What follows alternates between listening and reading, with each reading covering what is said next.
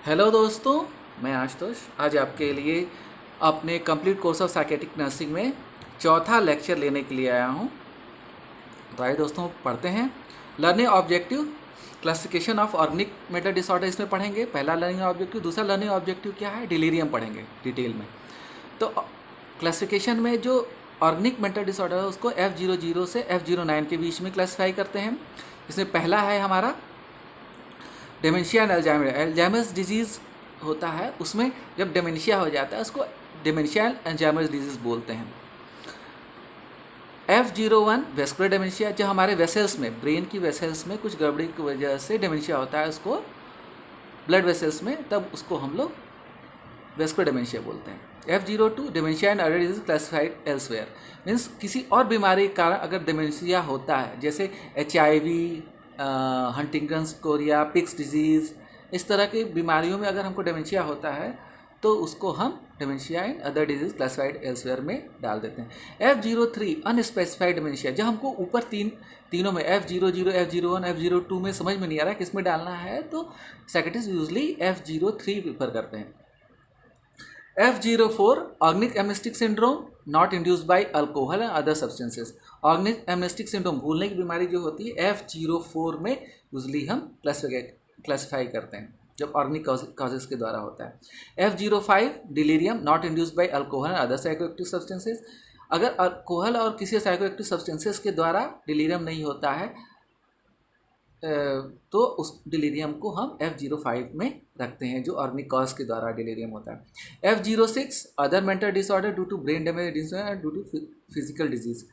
जब अदर कोई mental disorder होता है ब्रेन डैमेज और डिसफंक्शन के द्वारा, तो उसको हम इसमें रखते हैं। जैसे सिजोफ्रेनिया लाइक सिम्टम्स आ रहा है, हेलुसिनेशन डिल्यूजन्स हो रहे हैं, या मूड का प्रॉब्लम हो रहा है, मूड डिसऑर्डर कोई हो रहा है, तो उन सब डिसऑर्डर को हम ऑर्गेनिक कॉज के द्वारा यहाँ पे रख देते हैं कि हमको ऑर्गेनिक कॉज मालूम है। बट और अगर मूड डिसऑर्डर में कुछ ऑर्गेनिक कॉज हमको डायरेक्टली नहीं दिखता है तो हम लोग मूड डिसऑर्डर्स में रखते हैं, या हेलुसिनेशन डिल्यूजन्स हो रहे हैं तो सिजोफ्रेनिया में रखते हैं, या डिल्यूजनल डिसऑर्डर में रखते हैं, और यहाँ पे हमको ऑर्गेनिक कॉज मालूम रहता है। F7 पर्सनालिटी और बिहेवियर डिसऑर्डर, जैसे पर्सनालिटी डिसऑर्डर ब्रेन डैमेज और के द्वारा भी होता है, तो अगर हमको डायरेक्ट ऑर्गेनिक कॉज मिलता है तो उस पर्सनालिटी डिसऑर्डर या बिहेवियर डिसऑर्डर को हम यहाँ पे रखते हैं।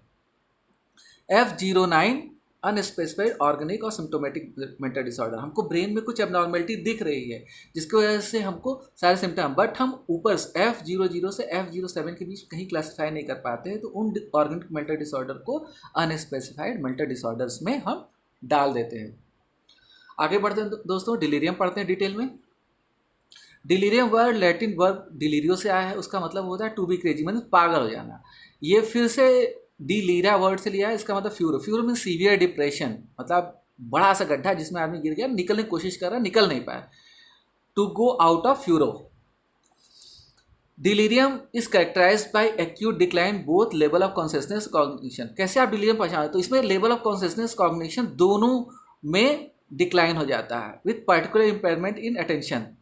और कॉग्निशन का अटेंशन पार्ट जो होता है कॉग्निटिव प्रोसेस का, उसमें बहुत ज़्यादा डिक्लाइन होता है। कॉग्निशन मीन्स होता क्या है आप जान लें। It means gaining knowledge and comprehension, आप कुछ सीख पा रहे हो और उसको बता पा रहे हो, कंप्रहेंड कर पा रहे हो, उसको बोलते हैं cognition bye it's cognitive process. तो कॉग्निटिव प्रोसेस क्या होता है? कॉग्निटिव प्रोसेस होता है attention, language, learning, memory, perception, thought. जब हम किसी चीज़ को अटेंटिवली सुन पा रहे हैं, उस लैंग्वेज को समझ पा रहे हैं, लैंग्वेज, फिर लर्निंग हम कर पा रहे हैं, याद कर पा रहे हैं, फिर मेमोरी जो हम काफ़ी दिनों तक याद रखते हैं, परसीव कर पा रहे हैं, और थॉट, थिंकिंग हमारा सही है, तो उस सारे प्रोसेस को बोलते हैं कॉग्निशन। फिर डिलीरियम क्या होता है, इसका definition. Delirium is defined by acute, means acute होता है, onset of fluctuating cognitive impairment होता है, एंड डिस्टर्बेंस ऑफ कॉन्शसनेस। तो acute onset of fluctuating cognitive means आपका कॉग्निटिव इम्पेयरमेंट तो होगा, बट हमेशा फ्लक्चुएट करेगा, कभी ज़्यादा सही हो जाएगा, कभी ज़्यादा गड़बड़ हो जाएगा, ऐसे। और इसमें कई बार देखा गया कि पेशेंट की स्लीप पैटर्न भी डिस्टर्ब होती है, तो कॉग्निशन हमेशा डिस्टर्ब फ्लक्चुएटिंग टाइप का होता है। इटियोलॉजी, कारण, क्या होता है डिलीरियम का। तो ये जनरलाइज मैंने इटियोलॉजी दिया है जो सब तरह के डिलीरियम के लिए है। तो वैनिश्ड करके है, वी से वेस्कुलर और विटामिन डिफिशिएंसी। वेस्कुलर मीन्स वही दिमाग की नसों में कुछ प्रॉब्लम हो जाए जिसकी वजह से ब्रेन में सप्लाई होगी, ब्रेन को डैमेज करता है। विटामिन की डिफिशिएंसी की वजह से B1, B6, B12 और फोलेट की भी कमी से हो सकता है, ब्रेन फंक्शन का काम नहीं करता है। ए से अल्जाइमर डिजीज़, एन से न्यूप्लेजिया, नॉर्मल प्रेशर, हाइड्रोसेफेलस आपको मानो दिमाग बड़ा हो जाता, उसमें पानी भर जाता है। Neoplasia cancer. I infection severe type का हो। S substance abuse, serum abnormality. Substance abuse का मतलब यहाँ पे यह है कि कोई भी आप चीज़ खा ले रहे हो बाहर से, जैसे कोई भी आपका सब्सटेंस लाइक अल्कोहल या आपका कोकीन, कैनाबिस, ये मैं इटियोलॉजी जनरल दे रहा हूँ यहाँ पे आपको, नॉट ऑर्गेनिक ही है, ये इनऑर्गेनिक का भी काम करेगा। फिर सीरम एबनॉर्मेलिटी, जैसे आप कोई भी सीरम में ढेर सारी चीज़ें होती हैं, तो सीरम में कोई भी एबनॉर्मेलिटी, जैसे प्रोटीन का बढ़ जाना घट जाना, उसके एबनॉर्मेलिटी की वजह से भी डिलीरियम होता है।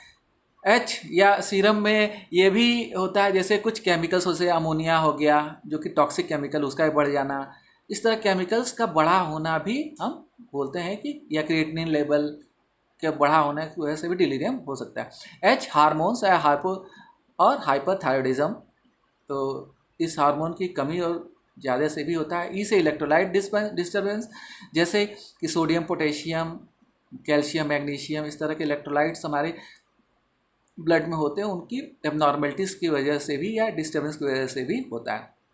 डी फॉर ड्रग एब्यूज़, हम कोई बाहर से ड्रग ले लिए, कोई दवाई खा ली जिसकी वजह से हमको डिलीरियम होने लगा, जैसे लीवोडोपा या कोई एट्रोपिन, इस तरह के भी ड्रग हम लेते हैं जिसकी वजह से हमको डिलीरियम हो जाता है।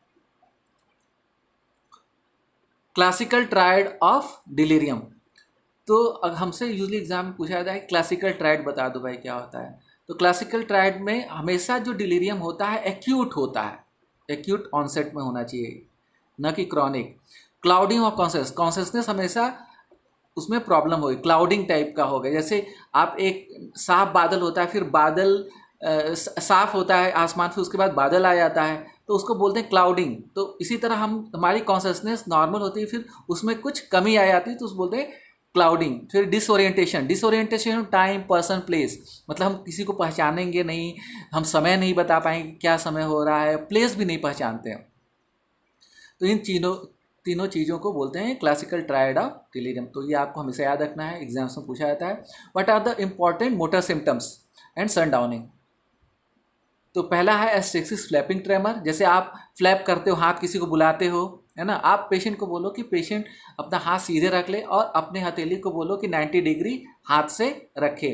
फिर अगर वो हथेली बार बार गिरा देता है, इसका मतलब पेशेंट को एस्टेक्सिस है। तो हम क्लिनिकल में पेशेंट्स को ये चेक करते हैं बार बार कि एस्टेक्सिस है कि नहीं, क्योंकि ये क्लासिकल सिम्टम, मोटर सिम्टम है डिलीरियम का। फिर मल्टीफोकल मायोक्लोनस, मल्टीफोकल ये 2 वर्ड से बना है। मल्टी मीन्स ढेर सारे, फोकस मतलब कोई छोटा छोटा पॉइंट्स है। मायो मीन्स होता है मसल, क्लोनस मीन्स होता है कॉन्ट्रैक्शन। तो हमारे बॉडी में कई मसल्स होते हैं जहाँ पे ये डिफरेंट फोकस में कॉन्ट्रैक्शन होता है, ऑटोनॉमिक टाइप का कॉन्ट्रैक्शन होता है, बट वो दिखता है। तो इस तरह का भी सिम्टम, मोटर सिम्टम्स पेशेंट में पाए जाते हैं। Carphology of floccillation, picky movement at cover sheet and clothes. आप देखोगे पेशेंट बेडशीट पे, आपके बेड पे बैठा और बेडशीट को खींच रहा है, तो उसको बोलते हैं कार्फोलेजिया या पिकिंग मूवमेंट, या अपने कपड़ों को ऐसे खींच पा रहा है क्योंकि वो बैलेंस बनाने की कोशिश करता है, तो ये करता है। ऑक्यूपेशनल डिलीरियम जैसा कि नाम है कि पेशेंट जो है डिलीरियस है बट अपने ऑक्यूपेशन को फॉलो करे। जैसे कॉबलर है, मोची है, वो आपको लगेगा कि जूता सिल रहा है, या कोई दर्जी है वो जूता सिल रहा है, इस तरह से आपको पेशेंट दिखते हैं। वो एक्चुअली करते नहीं है बट ऐसा महसूस होता है कि वो कुछ काम कर रहे हैं, तो पेशेंट का मोटर सिम्टम इस तरह से भी दिखता है। या कॉबलर को देखेंगे कि वो ठोकता है। फिर सन डाउनिंग क्या होता है, worsening of symptom in evening and night. Patient का जो होता है डायरेनल वेरिएशन होता है, तो सन डाउनिंग उसको बोलते हैं। जैसे जैसे जैसे शाम होगी पेशेंट के सिम्टम सीवियर होते जाते हैं और नाइट में और भी सीवियर हो जाते हैं। तो पेशेंट का ये सारा सिम्टम आपको याद रखना पड़ेगा, एग्जाम्स में हमेशा पूछा जाता है।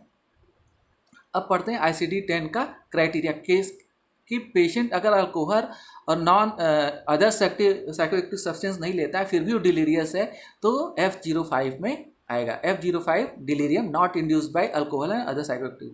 तो डायग्नोस्टिक क्राइटेरिया क्या है? पहला क्राइटेरिया क्या है, क्लाउडिंग ऑफ कॉन्शसनेस होगा उसका। दूसरा क्या है, डिस्टर्बेंस ऑफ कॉग्निशन होगा, जैसे रिकॉल मेमोरी नहीं कर पाएगा वो रिसेंट मेमोरी को।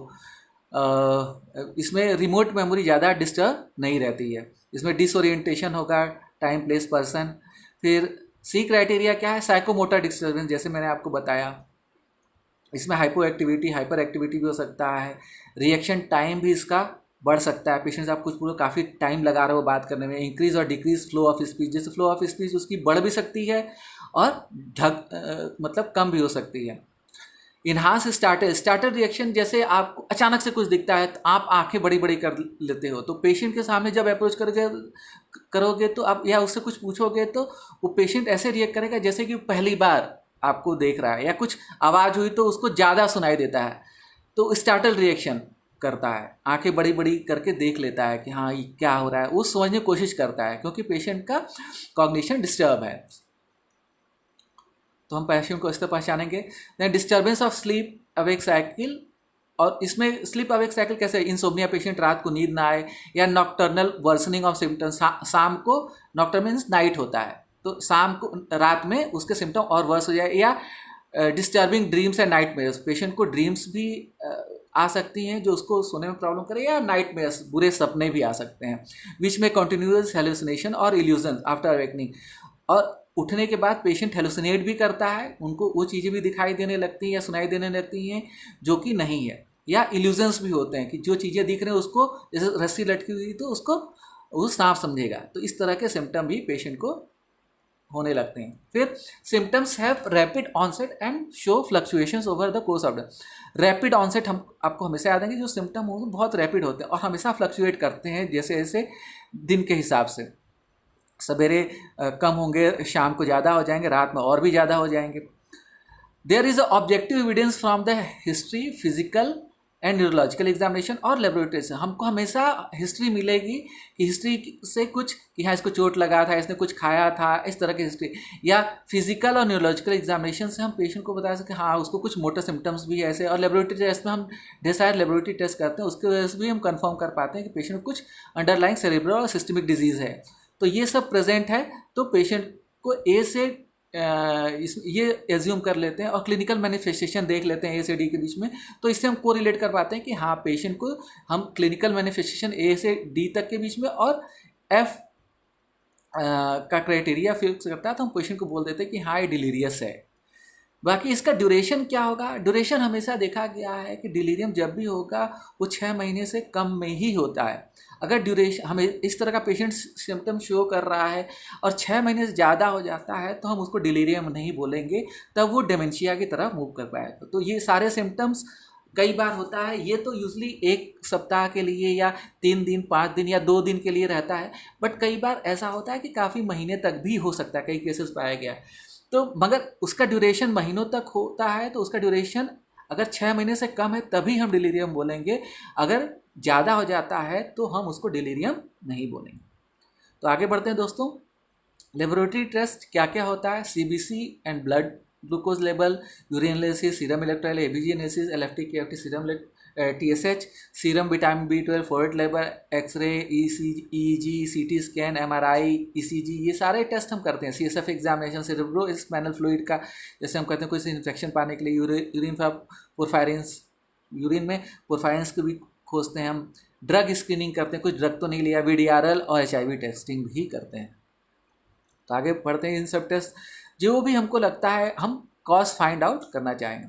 पैथोफिजियोलॉजी क्या बोलता है डिलीरियम का कि हम 13 डोमेन लेते हैं इसमें, जिसमें पहला है डिक्रीज ऑक्सीडेटिव मेटाबॉलिज्म, हमारे ऑक्सीडेटिव मेटाबॉलिज्म में कहीं ना कहीं डिक्रीज होता है।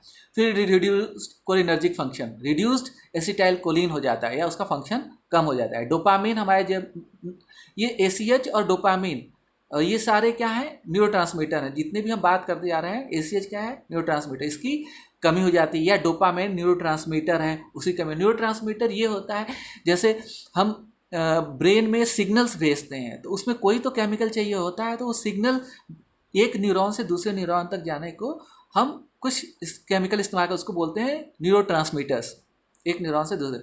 नॉरएपिनेफ्रिन का बढ़ जाना, तो एपिनेफ्रिन भी, नॉरएपिनेफ्रिन भी एक तरह का केमिकल है। ग्लूटामेट न्यूरोट्रांसमीटर है।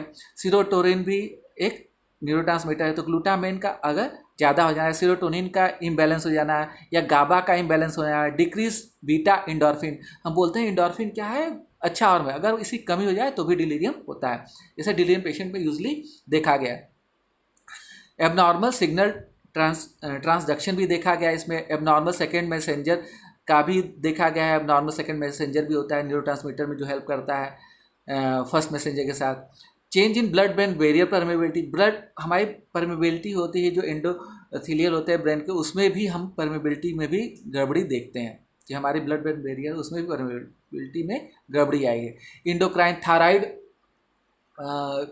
जैसे हार्मोन्स होता है उनके भी गड़बड़ी में होता है। साइटोकाइनिन इंक्रीज, जैसे साइटोकाइनिन एक हार्मोन है, केमिकल है हमारे जो बॉडी में होता है, अगर वो भी देखा गया है कि डिलीरियम में बढ़ जाता है।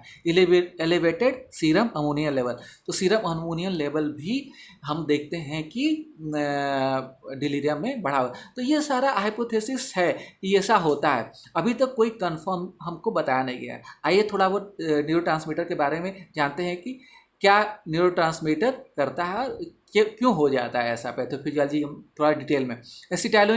एसिटाइलकोलिन क्या करता है, बेसिकली हेल्प करता है रैपिड आई मूवमेंट में। अब जो स्लीप होता है, आरईएम स्लीप जिसको बोलते हैं, आपको मालूम होगा कि आरईएम स्लीप ही होता है जिसमें हम ज़्यादा समय सोते हैं। दो तरह की स्लीप होते हैं, एनआरईएम और आरईएम। तो आरईएम स्लीप ही ज़्यादा होता है। अगर इसी में गड़बड़ी, एसिटाइलकोलिन क्या करता है, आरईएम स्लीप को मेंटेन करता है, अटेंशन को हमारे मेंटेन करता है, एराउजल एंड मेमोरी को मेंटेन करता है। अगर एसिटाइलकोलिन की कमी हो जाती है तो क्या होगा, ये सारी चीज़ें गड़बड़ हो जाएंगी। नेक्स्ट है आपका dopamine, involve in maintaining and shifting attention. तो कई बार होता है हमको मेंटेन करना है अटेंशन और शिफ्ट करना है, तो उसमें कौन सा हार्मोन इन्वॉल्व होता है, डोपामिन। तो यूजली देखा गया डोपामिन की गड़बड़ी से भी हमको ऐसा डिलीरियम होता है। ग्लूटामेट एक्साइटेटरी न्यूरोटॉक्सिसिटी विया एनएमडीए रिसेप्टर में cause apoptosis and neural death. कई बार होता है ग्लूटामिन मतलब बढ़ जाता है, इसकी वजह से एनएमडीए रिसेप्टर जो क्या होता है कि न्यूरॉन की डेथ करता है या सेल्फ डेथ होती है न्यूरॉन्स की, जिसको बोलते हैं एपोप्टोसिस। तो ग्लूटामेट का ये रोल होता है। गाबा क्या है, एक आपका इनहिबिटरी हार्मोन है। तो जब भी हिपैटिक टॉक्सिसिटी होता है, ऐसा देखा गया है कि हमेशा गाबा बढ़ जाता है। जैसे हिपैटिक इंसेफेलोपैथी में हमेशा देखा गया है कि गाबा बढ़ सकता है। An increase in ammonia level, ammonia एक टॉक्सिक सब्सटेंस है जो कि हमारे लीवर में हिपैटिक इंसेफेलोपैथी में होता है कि इसका लेवल बढ़ जाता है तो वो टॉक्सिक कॉज करता है। वो इंक्रीज करता है अमीनो एसिड ग्लूटामेट और ग्लूटामिन, और ये क्या है, प्रिकर्सर है, मतलब गाबा को बनने में ये हेल्प करता है। तो अगर अमोनिया आया, अमोनिया के बाद ये क्या किया, अमीनो एसिड ग्लूटामेट और ग्लूटामिन को बढ़ा दिया। अब ग्लूटामिन की वजह से गाबा बढ़ गया, गाबा बढ़ गया मतलब इनहिबिटरी केमिकल बढ़ गया, तो भी हमारा ये डिलीरियम हो जाता। कई बार देखा गया in contrast decrease in CNS GABA levels are observed in patient with delirium resulting from benzodiazepine. कई बार होता है कि हम पेशेंट को बेंजोडाइजिपिन एंटी एंग्जाइटी ड्रग देते हैं, या पेशेंट कई बार होता है कि अल्कोहल लेता आता है, सडनली विड्रॉल छोड़ देता है, तो भी हम डिलीरियम देखते हैं। तो उन पेशेंट में अपोजिट, उसमें कमी की वजह से, ब्रेन में गाबा की कमी की वजह से हम डिलीरियम देखते हैं। तो दोनों तरह से गाबा होता है। सीरोटोनिन अल्टरनेशन, सीरोटोनिन कई बार बढ़ने की वजह से या सीरोटोनिन कम होने की वजह से भी, जैसे सीरोटोनिन सिंड्रोम में हमेशा सीरोटोनिन बढ़ने की वजह से डिलीरियम दिखता है, serotonin syndrome. And in patient who are withdrawing from serotonin, कई बार होता है कि हम डिप्रेशन पेशेंट को हम देने लगते हैं सीरोटोनर्जिक एजेंट। और कई बार क्योंकि डिप्रेशन सीरोटोनिन कमी से होता है, अगर सीरोटोनिन एजेंट को पेशेंट लेना बंद कर देता है, एंटी डिप्रेसेंट लेने बंद कर देता है, तो कई बार क्या होता है कि डिलीरियम आ जाता है। नेक्स्ट है अमोनिया। अमोनिया जैसे मैंने आपको एक्सप्लेन किया था, एक टॉक्सिक सब्सटेंस है। अब ट्रीटमेंट की बात करते हैं। ट्रीटमेंट में बेसिकली प्राइमरी गोल होता है अंडरलाइंग कॉज को ठीक करना। तो अंडरलाइंग कंडीशन कुछ भी हो सकता है, जैसे हम कोई ड्रग खाए, जैसे एट्रोपिन पेशेंट को ज़्यादा आपने लगाया,